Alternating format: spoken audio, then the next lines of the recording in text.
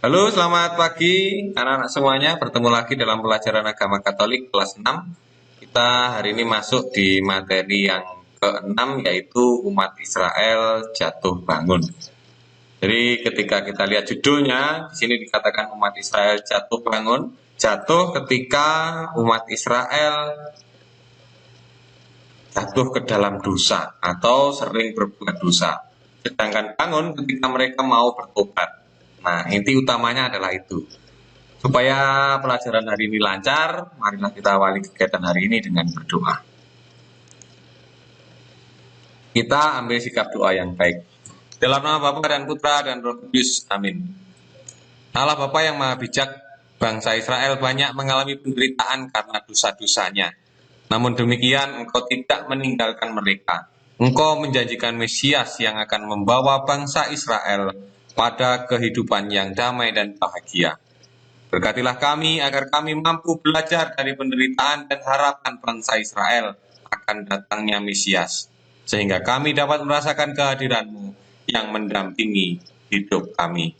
Amin. Dalam nama Bapa dan Putra dan Roh Kudus. Amin. Anak-anak yang terkasih, mari kita lihat gambar 2.5 berikut ini. Di dalam gambar 2.5 ini digambarkan bangsa Indonesia yang pada zaman itu menderita dengan sistem kerja paksa ketika masih dijajah. Mereka bekerja sekuat-kuatnya seperti itu ya, sampai dipaksa seperti itu. Ketika kita melihat di situ kerjanya sangat luar biasa, gitu ya. Nah, penderitaan yang dialami rakyat selama penjajahan Belanda, di antaranya yang pertama seperti yang dicontohkan di gambar tadi, rakyat harus bekerja tanpa diberi upah dan makan yang cukup, sehingga banyak rakyat yang mati kelaparan. Ketika kita melihat gambar ini, menunjukkan bahwa mereka sungguh merasakan kesengsaraan itu, gitu ya. Nah, yang kedua adalah tanam paksa. Petani dipaksa menanam tanaman yang ditentukan oleh Belanda dan hasilnya harus dijual kepada Belanda dengan harga murah. Nah, yang ketiga monopoli perdagangan. Penjajah memaksa petani agar menjual hasil pertanian dengan harga murah, sehingga banyak petani yang mengalami kerugian. Yang berikutnya adalah perbudakan. Rakyat dijadikan budak untuk melayani penjajah. Yang terakhir adalah penyiksaan. Apabila rakyat melanggar atau memberontak, penjajah tidak segan-segan menyiksa dengan berbagai cara yang keji. Anak-anakku yang terkasih, sebagaimana tampak dalam foto ataupun gambar 2.3, situasi hidup dalam penjajahan serba menderita. Tidak memiliki kebebasan, kerja tidak diberi upah, kesulitan makan, pakaian, dan perumahan. Dalam situasi hidup seperti itu, wajar jika orang banyak berharap akan kemerdekaan, kebebasan, keadilan, dan hidup yang sejahtera. Itulah yang diharapkan oleh bangsa Israel yang akan kita pelajari hari ini. Anak-anak yang terkasih, siapkan kitab sucinya. Kalau di situ ada 2 raja-raja, berarti yang kita siapkan kitab suci Perjanjian Lama. Nah, Pak Wana akan membacakan. Setelah itu nanti anak bisa melanjutkan membaca kitab sucinya di rumah, di kitab sucinya masing-masing. Dalam tahun ke-50, 2 zaman Asyaria, Raja Yehuda, Pekah bin Remaya menjadi raja atas orang Israel di Samaria. Ia memerintah 20 tahun lamanya. Ia melakukan apa yang jahat di mata Tuhan. Dia tidak menjauh dari dosa-dosa Yerobeam bin Nebat yang mengakibatkan orang Israel berdosa pula. Dalam zaman Pekah, Raja Israel, datanglah Tiglat-Pileser, Raja Asyur. Direbutnya lah Ion, Abel, Bet Maaka, Yanoah, Kedes, dan Hasor, Gilead dan Gilea, seluruh tanah Naftali. Lalu diangkutnya lah penduduknya ke Asyur ke dalam pembuangan. Nah, yang terkasih bisa melanjutkan membaca dari kitab Esra dan Nehemia. Mungkin ada pertanyaan, Pak, agama saya selain Katolik, bagaimana? Tidak apa-apa, di buku sudah tersedia. Jadi anak-anak bisa melihat buku paket.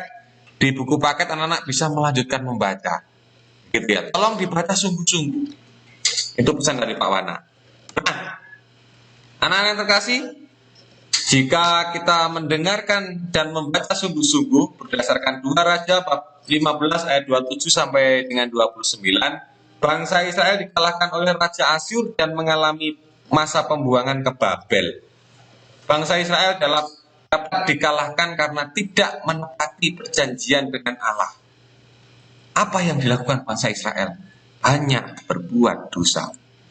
Jadi ketika kita banyak berbuat dosa, maka kita akan mengalami masa yang disebut masa pembuangan atau masa penderitaan.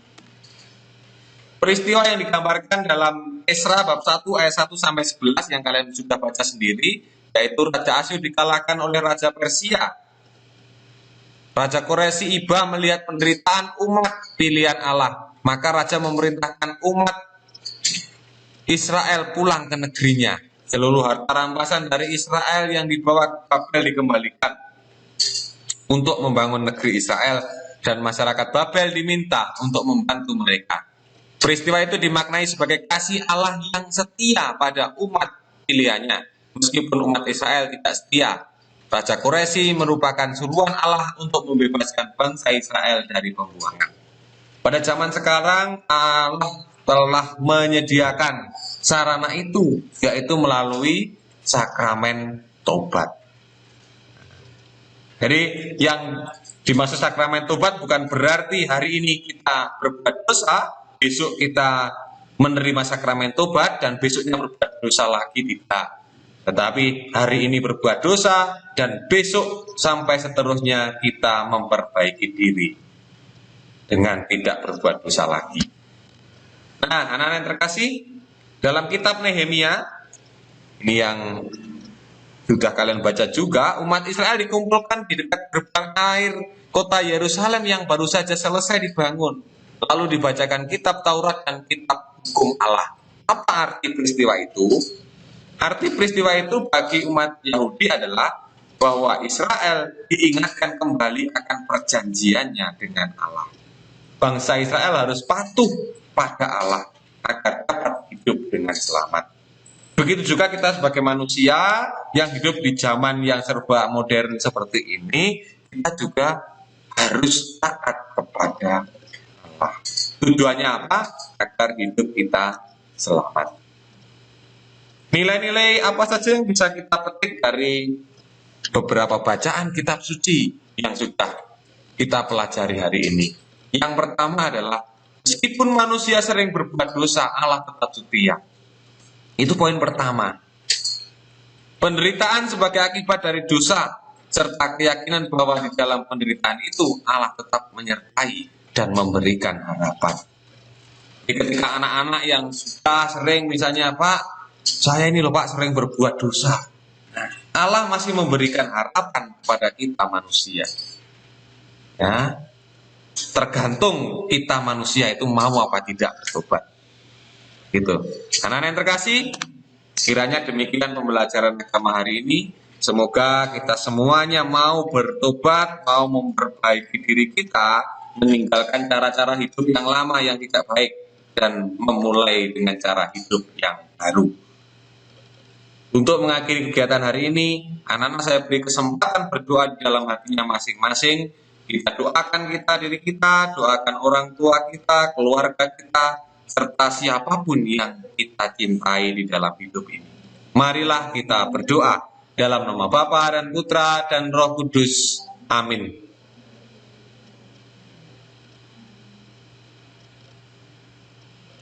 Dalam nama Bapa dan Putra dan Roh Kudus. Amin. Demikian pelajaran agama hari ini, anak-anak. Semoga bermanfaat. Tuhan Yesus memberkati.